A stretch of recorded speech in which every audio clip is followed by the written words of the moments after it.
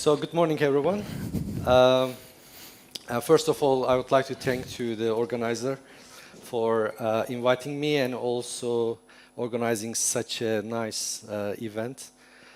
I think the slides are loading, but before I can start, I think. So today we are going to walk through the evolution of threshold signatures, which are the cryptographic backbone of modern custodial wallets. I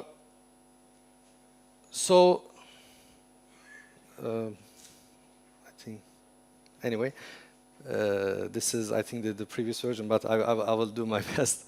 Okay, so the number of crypto wallet users are increasing enormously. And also, as Turkey, we are in the third, in the cryptocurrency owners worldwide. Actually, crypto wallets has two functionalities. So one of them is storing your private key, and the second one is signing any transaction using this private key. So here, the private key has the critical and crucial part, because if someone captures this private key, then all your assets will be lost forever. And there are lots of such cases in the history. So one of them is just recently confirmed by CoinEx. So just, within a couple of hours, $70 million are hacked, so which is a Hong Kong-based crypto exchange market. And they are really talented, so they can move the assets, in a quick way, and they can, as you can see, so it likes, go to some nodes, and then this can, be sent to the others, and the money disappears, evaporates, so quick. So what we do as the naive solution, so we can actually split the key, like we can use the Schnorr secret sharing, and what you can do, you can split the key into pieces, so that you don't store all a whole private key in a place, which makes results in single point of failure. Instead, we are splitting the key into share, and you can distribute these shares into different participants. So what you can do actually using Schnorr secret sharing, just a quick recap. So you pick a polynomial with a degree of t-1, and you can just send the shares to the n participants, so that n is greater than t. So whenever t participants comes together, they can generate the key using the Lagrange interpolation, and then the key is reconstructed. The private key is reconstructed. So this is how Schnorr secret sharing works. But we don't want the private key again appear in somewhere. So this is also not good. But in threshold signatures, what we do, we never reconstruct the key, because appearing the key will create this single point of failure. Instead, when you receive transactions, so the approvers, the signers who has the partial keys, create partial signatures on this transaction, and then any T participants can generate the signature. So this is just a motivation and just a quick recap on threshold signatures. Okay, so what we need to do, we want to obtain, avoid the single point of failure, and we want to share the secret X.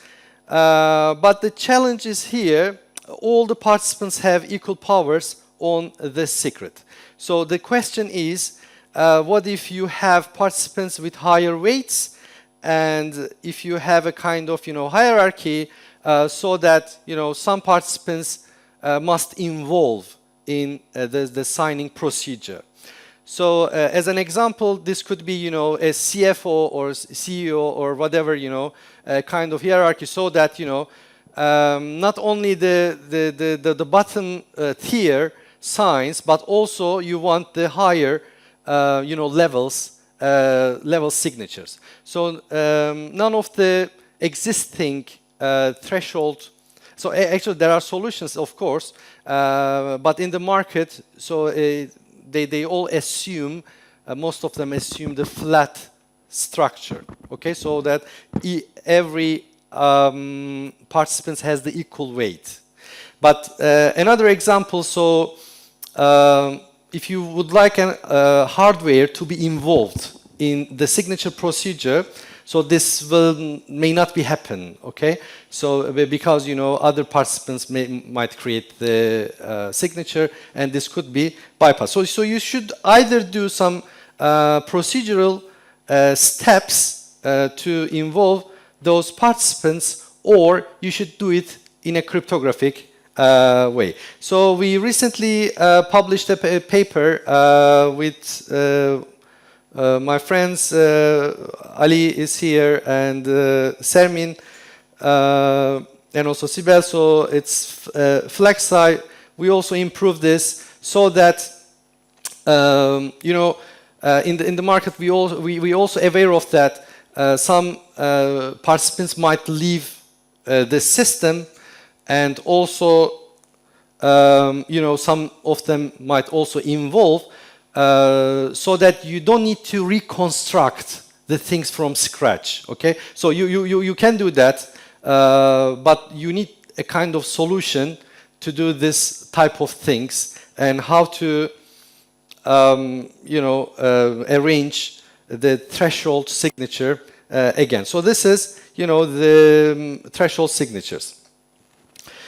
So we have so here are the typical signature schemes and the sizes. Actually, ECDSA, Schnorr, and BLS, we have also RSA type of signature. So the open problem is creating a kind of practical and secure threshold signatures with short signature size, and also the verification time also should be efficient.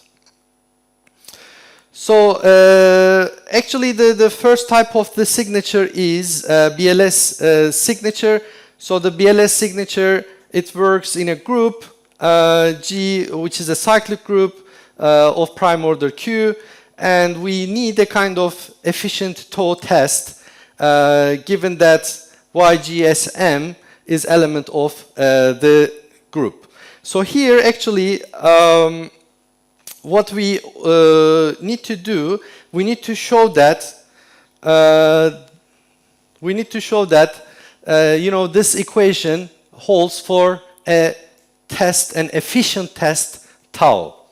So the problem is how this is going to be find. Actually we can use the pairing as this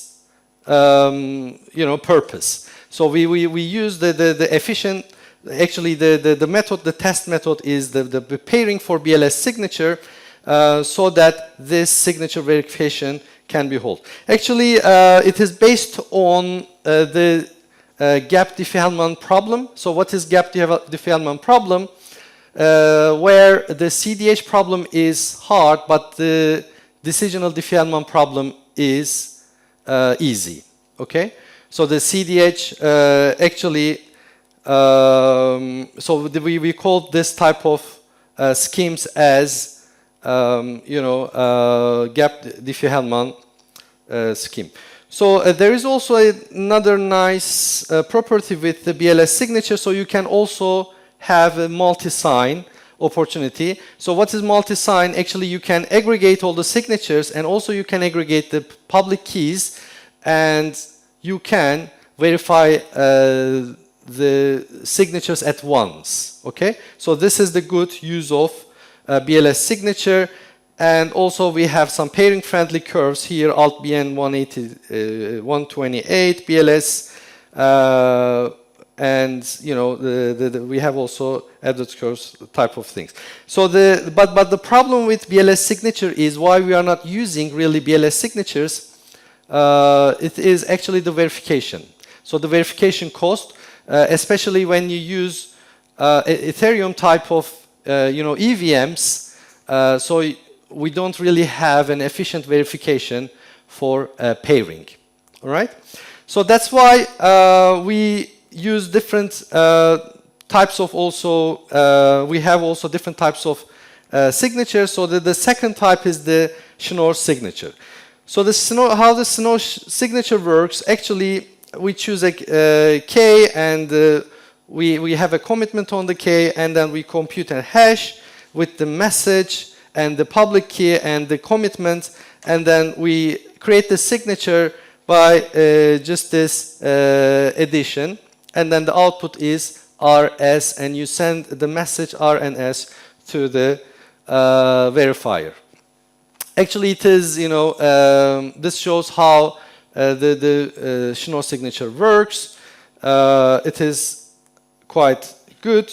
So I haven't shown you how to make this a threshold signature.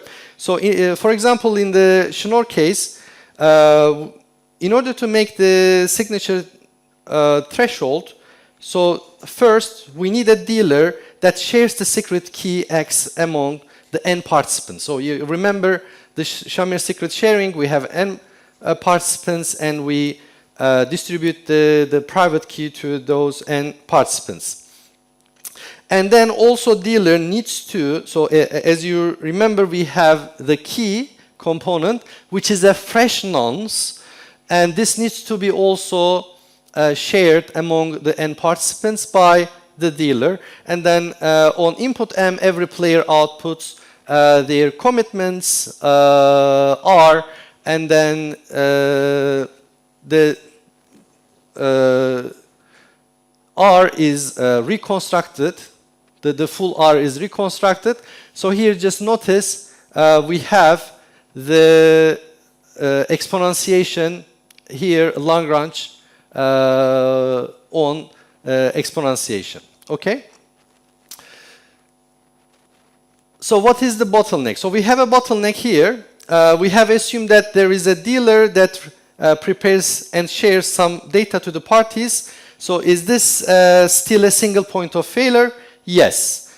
So which actually we have seen so far two signature schemes. One of them is BLS and the other one is the Schnorr.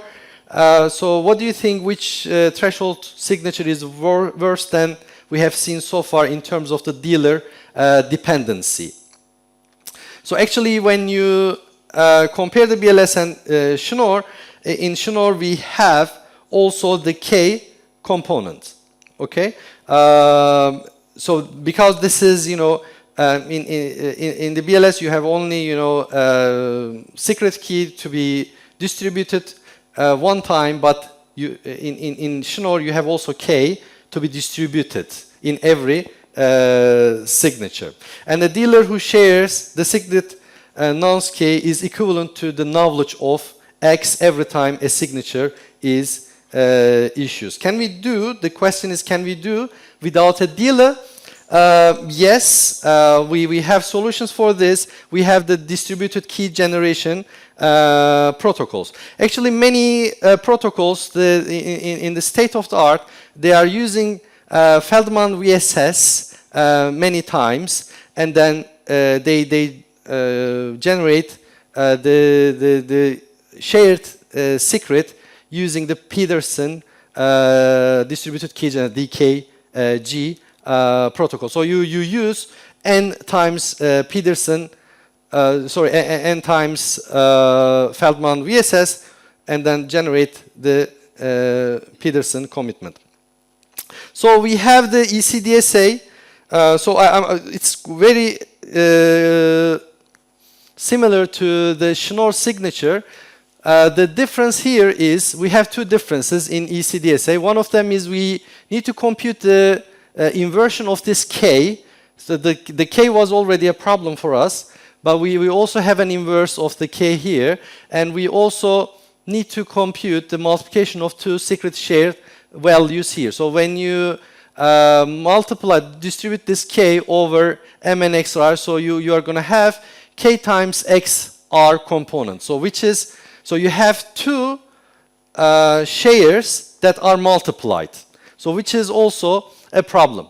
So what we need to do, so that's why ECDSA-based signature schemes, they use MTA. So what is MTA? MTA is the multiplicative to additive. All right? So multiplicative to additive.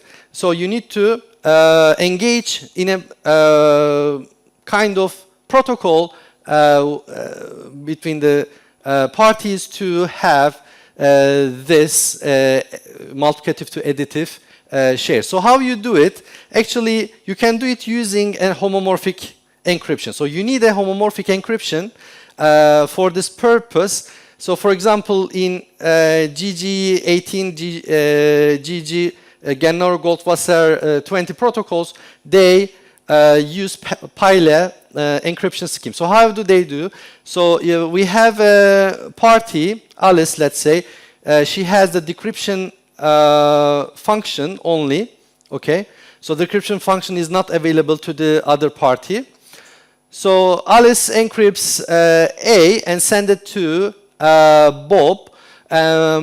Bob will, using the homomorphism, he computes this B. So you can ask, actually, I would ask how he can compute this multiplication without knowing the decryption key.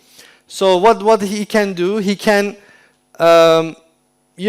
just have the copies of B copies of encryption A and then add them all together, because addition is available, addition homomorphism is available to this party, and then it can create the negative of A and then just add them together, and finally what we have when the Alice decrypts, she gets D plus E equals A plus B. So this is how the MTA could work.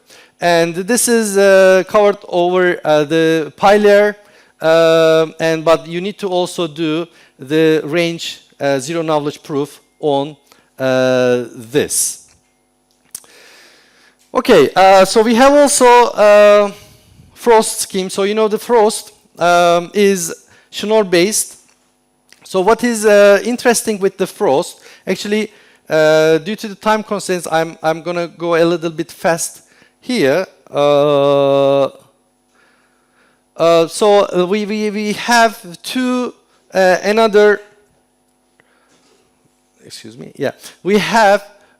Oops. Yeah, we have two another masking factor in Schnorr. As you see, this is, the signature generation is a little bit different than the conventional Schnorr signature. But the good thing is, actually, they prevent some type of attacks, like drivers attacks, and also the signature can be done in 2 rounds. Okay. But by doing some parts in the pre-processing, you can do a pre-processing phase, and then this signature can be reduced to a single round. So which is quite, attractive.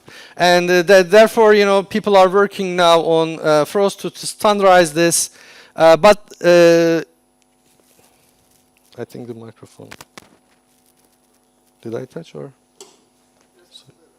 don't think it's true. This is still on. The battery? Oh, okay, it's on. So just quickly, for recap, why we are not using BLS so frequently, because the BLS verification is very, expensive. So because with the systems like Ethereum, so there is not an efficient. We don't have an efficient verification, so that the gas prices are quite high when you use BLS signature. But when you use ECDSA kind of, so there is EVM precompiled. I don't know if you have heard about the EC recover. So there's a precompiled, function in Ethereum. It's not an opcode, but it's like an opcode. So you can call it, and it is just 3K ETH. Sorry, it's 3K gas when you call this function. So that's why many of the protocols are based on ECDSA. When you would like to make this work in Ethereum kind of EVMs. But you can still also use Schnorr. Schnorr also still attractive. Why? There is a trick. This is also mentioned by Vitalik Buterin.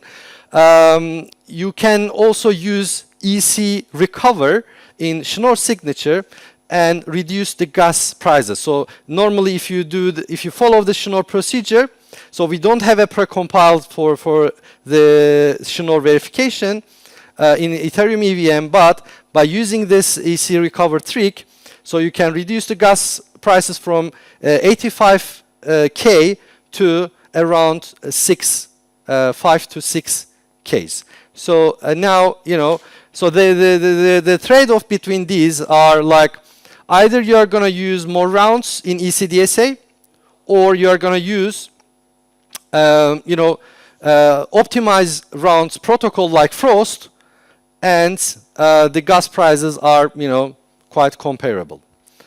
Okay, thank you very much. I think I a bit rushed because of the time limits, but if you have any questions, I will be really happy to talk you offline. Thank you.